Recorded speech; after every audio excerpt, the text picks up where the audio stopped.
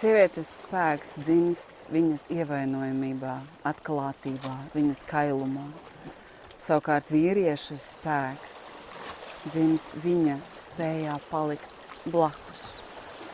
Bet tanī brīdī, kad sieviete atverās ar visu, kas viņā ir, ar visu skaisto, haotisko, neizprotamo, un viņš neizvairās, viņš nemūk, viņš neatsitās pret kaut kādu traumu un sāpi, bet viņš ieiet tajā tuvībā. Un sieviete sajūt to, ka viņa ir redzēta, ka viņa ir dzirdēta. Un tanī brīdī viņa sajūt drošību. Viņa sajūt to drošību, kuru viņa iedod tālāk vīrietim.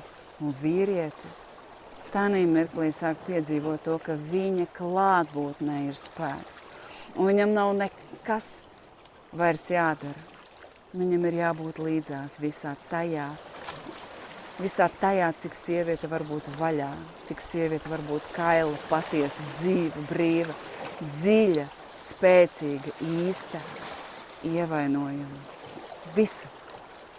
Vīriešu spēks ir palikt klāt, ļaut, dot telpu sievietei būt.